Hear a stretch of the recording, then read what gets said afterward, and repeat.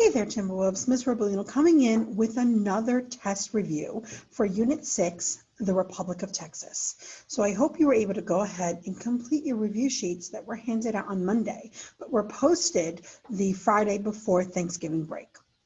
All right, so this is that opportunity to go ahead and get a reteach about everything we have learned about the Republic of Texas. So let's set the scene. If you remember, Texas just gained their independence from Mexico when Santa Anna signed the Treaty of Velasco, basically giving Texas its independence.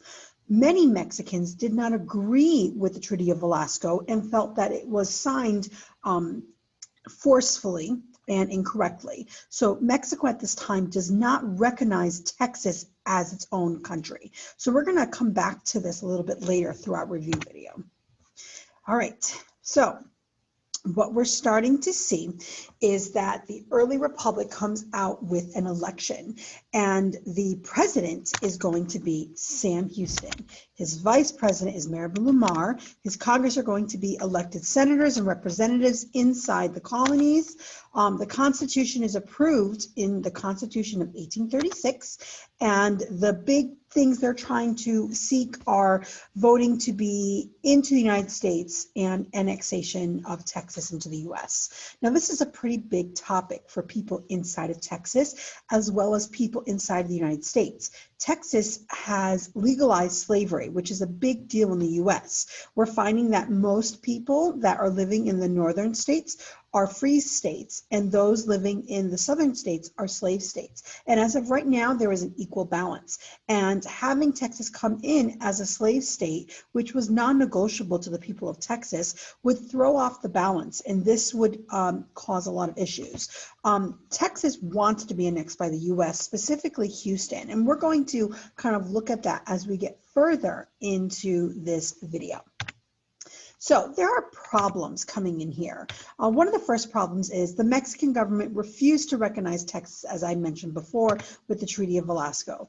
Other nations also needed to be persuaded that Texas was independent as well. So we're looking at other countries just kind of looking at Texas, not believing that they are a state.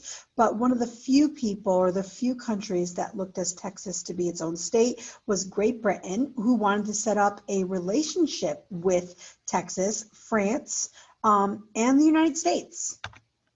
So the new government was in debt from the Texas Revolution. You need to remember, majority of the war was fought on Texas land, and the runaway scrape, which was where Santa Anna started destroying all property inside of Texas. All this destruction had to be rebuilt, and that costs money. As Texas becomes its new nation, it's already in debt from the revolution. Native Americans or Indians are now outnumbered among the Anglo-Americans, and they're basically having their territory being taken over. So the Indians are threatening to declare war in Texas. So Houston comes in to a new country with debt, with Mexico wanting to start a war and reclaim Texas, and you also have Native Americans threatening war as well. So you could imagine the chaos that Texas was in coming in as a new country.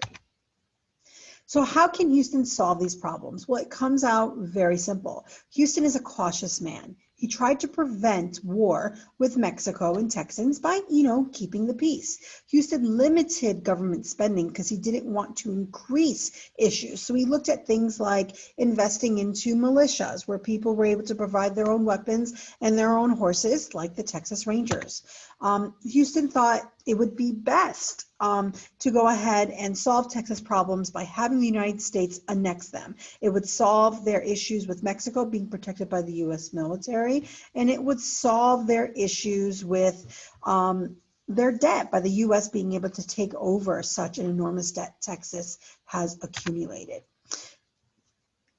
Houston's well-appointed cabinet helped him with these problems. Stephen F. Austin was one that served for a year before he passed away from pneumonia. So there's some financial woes kind of coming in at this point. We're starting to see one of the biggest problems in the new republic was the lack of money Texas was getting. Brand new country, they don't really have an economic system really set up. The only thing they have going for them right now is the cotton industry, which is really being taken over by farmers and slaves. We're starting to see Sam Houston began his presidency with his debt in the millions. Houston held government expenses to a minimum and tried to raise revenue. Revenue would be something that, it is in your vocabulary term, to bring money in, only for items that were absolutely necessary. So the Cherokee in Houston really set up a relationship, negotiating something. So Chief Bowles, who was a friend of Sam Houston, negotiated a treaty in 1836 where the land in East Texas would be set up for the Cherokee. And again, Houston was trying to not have the Native Americans start a war. He really wanted to keep the peace with the Native Americans. William Goins, who was an African-American man that came from the southern part of the United States, specifically North Carolina, and he came and was able to go ahead and communicate and interpret to the local Native Americans. So Houston's policy on Native Americans was pretty simple. He wanted to prevent conflict with Mexico and the Native Americans. So he negotiated and he promised things to the Native Americans and to other particular people in his administration. At this time, the Texas Congress, though, did not agree with what Houston set up. And in fact, they did not honor the treaty Houston made with Chief Bowles. And it eventually is going to start problems, and we're going to see that a little further. So many Texans wanted the natives out because the Native Americans were farming on the richest, fertilest land, and they wanted that land. Houston, unlike most Texans, were sympathetic to the Native Texans, specifically the Native Americans. He negotiated treaties using William Goins as their interpreter. So at this time, we're starting to see that Texas and the Anglo-Texans are not really treating the people who live in Texas, like the Native Americans and the Tejanos, which are people of Mexican descent, really well. They're actually being treated very poorly. Many Anglo-Texans feel that they are better and that they deserve more and they should get the best land. And it is a form of prejudice. So in the summer of 1838 in Nacogdoches, there was a large population of Tejanos, and they were treated very poorly, and a lot of injustices kind of going through, and they just had enough with the Anglo-Texans and the Texas government. So what happens is many Anglos move into the East Texas region, and it really upsets the Native Americans and the Tejanos. And so what happens is, one of the Tejanos, Vicente Cordova, who is loyal to Mexico, forms an alliance with the Cherokee Indians to rebel against Texas. Sam Houston tries to calm the situation, but it really doesn't work. So the Texas Army and the Rangers have to come in and they have to fight to stop this rebellion. The impact that this leaves is very strong. It leaves distrust of the Tejanos and the Indians to Texas, which is then going to cause problems. Once Marabou Lamar comes in, you're going to see that the relationship between the Native Americans and Mexico is completely destroyed. So in 1838, Marabou Lamar was the next president. So he was remained popular because of his views on being able to remove Native Americans out of Texas. So he was elected as the second president of the Texas Republic. So here are just some things to kind of look at between the two. Houston was the peacekeeper. He wanted to keep peace with the Native Americans and Mexico. He wanted to bring down the debt, so he spent little money. He promoted annexation to the United States. Whereas Lamar was the complete opposite of Houston.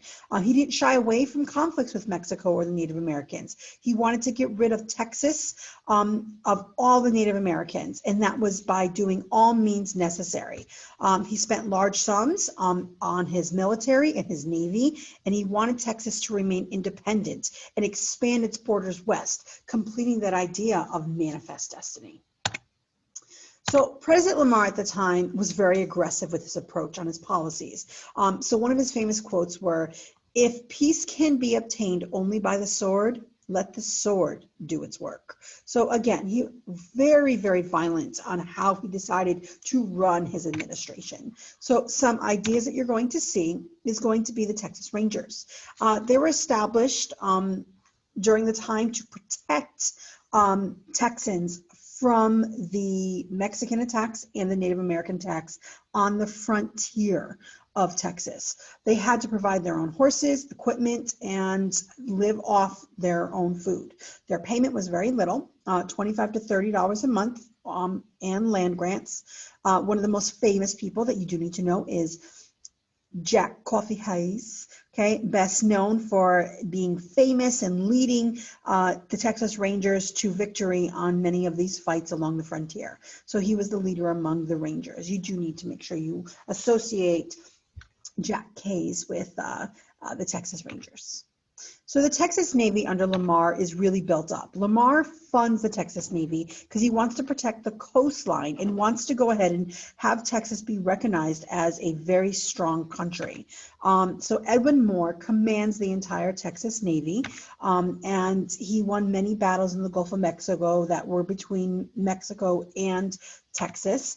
But this was very costly. In fact, Sam Houston tried to sell most of the ships during his second term to help pay off some of the debt that Lamar spent on the Texas Navy, kind of raising it up. Jose Antonio Navarro, he should be familiar with you, He was one of the signers of the Texas Declaration of Independence. He supported Texas independence, and it supports the U.S. being adopting or annexing Texas into the United States. He served in the Republic Congress and worked for Tejano rights, because you need to remember, a lot of Anglo-Texans were not treating Tejanos well. In fact, they were being discriminated against. So he served as San Antonio's representative in the Texas Congress, and he wanted Texas to be annexed by the United States. So clashes with natives in Texas was very common under Lamar. So Lamar wanted to kill or force all of the native Texans out of Texas, and he did this with all means necessary. Lamar's generals forced the Cherokee out of East Texas by having the Texas Rangers and the Army basically just go on these raids and just basically force them out and kill them. So Chief Bowles was one of the victims that was killed by this. So Lamar ordered the Cherokee off Texas land in East Texas, which was very fertile. So this was at the Battle of Natchez, which occurred on July 15th and the 16th of 1838. Bowles was killed in the battle. And it really started a lot of issues. So at this time, as Lamar is moving further and further, going after the Cherokee and the Comanche, and he's ordering them to leave, the Comanche decide to go ahead and come and try and talk to Lamar and work things out. So Lamar wanted the Comanches out of Southwest Texas as well. And finally, the Comanches agreed to meet in San Antonio during this time of 1840 to discuss peace, because they were tired of fighting, as well as many of the Texans were. The Comanches on their raids would go ahead and capture Anglos, and one of these was an Anglo girl. And when she was released, she looked very, very tortured. And this absolutely angered the Texans. And what basically happens is this huge brawl where they start arguing. The Texans refused to let the Comanche leaders leave without having all the Texan captives released. When the Comanche leaders just are tired of arguing, they try to leave, and they were attacked. The fight was known as the Council House Fight. 6 Texans and 1 Tejano were killed. Many Comanche leaders were killed as well.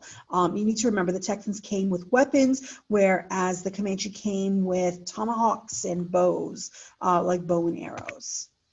So one of the people that witnessed this was Mary Maverick. She was an early settler in Texas. She recorded many of the important events of Texas in her diary, worked hard to make sure the history of Texas was preserved, and she was one of the people to witness the Council House fight. So she is a wonderful primary source to be able to go ahead and read about the first accounts of Texas history.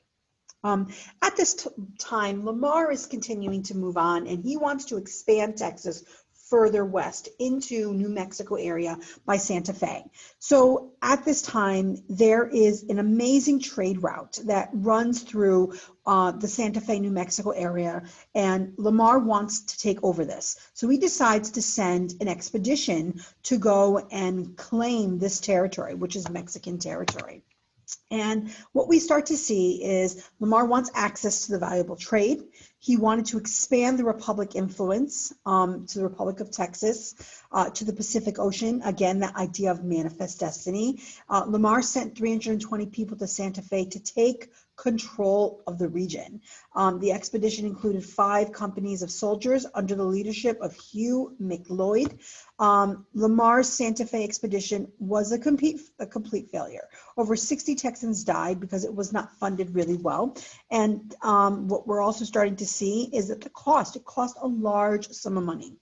Indians attacked them on their way to the lands. They were struck with Caprock, where their food and supplies ran out. McLeod split the soldiers into 2 groups. One group stayed with the wagons while the others went to Santa Fe. The groups of soldiers who went to Santa Fe were captured and taken to prison in Mexico City and were later released. But now what does this do? This basically ends and toughens the relationship between Mexico and Texas. So Lamar basically, by sending these people out into Santa Fe, leads to a lot more tension being built up between Mexico and Texas, ruining that relationship. So Lamar's action only increased tension. Lamar also upset New Mexico by assuming that the land was theirs. And so again, causing more debt, not achieving the trade routes, and then having more issues with Mexico. So he really did make a pretty big mess here. At this time, Houston decides that he wants to change the capital, which was in Houston, which is where we live, and he wants to move it up north, about 100 miles north of San Antonio. He feels that it would be better centrally located and it would be more appropriate, and he decides to move it up there and calls it Austin, honoring Stephen F. Austin. Many Texans opposed of this because the area was not really developed. It was very vulnerable from attacks from Mexico and the Native Americans. Stephen F. Austin also did some other amazing things. He is known as the father of Texas education. He spent his time spending money and contributions to public education in Texas. He believed that Texas needed a strong educational system and would make Texas a great nation. So the Texas Congress set aside 18,000 acres of land to be able to complete this. And although new schools were actually built during Lamar's administration, he found that name, the father of education in Texas. So the financial difficulties that are really coming here is the debt. Texas' financial problem got worse during Lamar's presidency. He spent so much money, so he brought the debt to about $7 million by the end of his term. So what we're starting to see is that he tried to fix this by creating this new paper currency, which then backfired because it just became worthless. He passed the Homestead Law to try and get people to come in and offer them 50 acres of land and protect them from seizures and debts. Declaring war on American Indians was very costly, and so he rised up that debt. So again, he spent all that money to remove the Native Americans. So what we're starting to see is Houston does not really tend to be liked. And at the time, Houston returns running for office again. And he puts this new plan and decides he wants to reduce government spending, pull Texas military out into Mexico. So at this time, the relationship between Mexico and Texas is very, very weak. So the Mexicans keep coming into San Antonio trying to get it back, and the Texans are fighting off. Houston at the time sends people to go and get those prisoners, but it turns out to be that the men do not really follow orders, and they go to attack this Mexican town where there's about 3,000 Mexican soldiers waiting. The men get captured, they get sent to Mexico City, where they are basically sent to prison for life or they are killed. So at this time, after Houston's election, trying to bring down the national debt, which was not very easy to do because of Lamar, there were new elections, and the elections were between Anson Jones and Edward Burleson. And Anson Jones does win because he was basically supported by Houston, and the U.S. had their own presidents where they had James Polk, who was for U.S. annexation, and Henry Clay, who was against it. So Polk won, and he was favorable for the annexation of Texas because it would create that idea of manifest destiny, moving everything out west. So these were the issues that we're starting to see. Texas would help the United States with manifest destiny. Many Americans believed in manifest destiny. Annexing Texas would help achieve that goal. We're also starting to see that Texas needed America to annex them because they had major debt and they needed protection from Mexico and Native American raids. But people were also against annexation, specifically the United States, because Texas would enter in as a slave state, and this would give slave states more power inside of Congress. Foreign concerns came from Great Britain and other countries like Mexico and France, who were concerned with the power the United States was gaining. They wanted Texas not to be annexed and wanted them to be their own country. So in the end, what we start to see is that Texas does become annexed.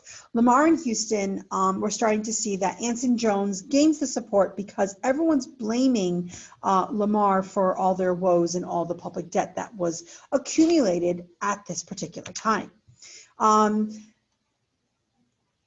Anson Jones really had to fix a lot of things. He needed to make peace with the Native Americans, work on facing the problems with the public debt, and debate over the annexation of the United States. What we're starting to see is Anson Jones wanted the annexation of the United States to be a peaceful transition where the American people voted on. And he was very proud that he was able to achieve that. So on February 26, 1845, the U.S. Congress approved the joint resolution. So the joint resolution was basically where the United States would annex Texas, Texas would enter in as a state, and that it would enter it as a slave state. So formal ruling passed by both houses of legislation intended to become a law. On February of 1846, President Jones announced the annexation of Texas. And as you can see right here, take a good look at this picture. Anson Jones is taking down the Texas flag for the last time and raising the American flag. So Texas becomes officially annexed into the Union of the United States. Finishing up with our three presidents, Houston, Lamar, and Jones. Houston was big on limiting government. Lamar was spending money. Jones was trying to go ahead and get Texas annexed. And everyone basically was able to serve one term, except Houston was able to serve two. Houston was big on peaceful relations with Mexico and the Native Americans, and he supported annexation. So these are basically the comparisons that you need to make sure you're able to understand. Well, that's all I have for you today. That's our brief, reteach of the material of what you need to know. If you have any questions, just reach out to me and I will be there to help you. All right, guys, happy studying.